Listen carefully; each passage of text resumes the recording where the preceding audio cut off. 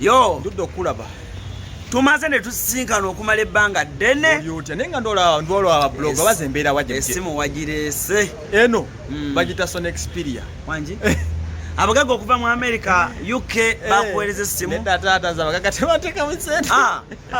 beegaane mu kabera ssebo bino ebintu ambikolera wano Kampala mpola so kyekiriwo gyendi obulamu bugamba butya bulamu ssebo tulina Oguzulu Beach ng'ennaku z'omwezi ennaku z'omwezi nga 3 guno omwezi lero 6 luno yes so tugenda ku Oguzulu Beach tugenda kubuka miguwa kola biki naye manya kineta ku beach eyo kusinkana Brisher cash mu byafaayo simulabangako olimba ajangu tugenda kunyumyamu yes tulabe ate embeera bwe tukigatta tugenda ku expecting ati kubanza enzijja tugenda kubeera n'ebintu tugenda kubeera n'emizannyo mingi waliyo okulya okunywa okunyumyamu kati waga nti Brisher bali togira simunyumyako naye era nsaba kuola mpeyo interview webale tunyumye mbunyumya tugenda kubeerawo Phoebe gyali ekyo kigenda kubeera kirungi nnyo Emma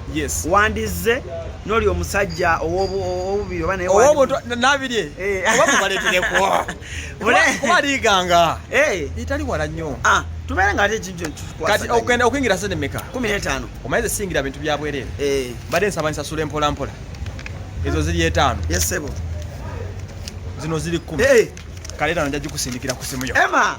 tuli fenna obaza ndi mukusanga Emma serious sebo nabandono mulungi tuwaza and travel yes Emma asasudde by the way Emma tuna trip ya Dubai yes ya sente meka Dubai ngenda zikubuulira 3 kuba yazogera ja kuzikunganya ne Emma December tugenda Dubai kulambula nja kugenda na musigenda ku Dubai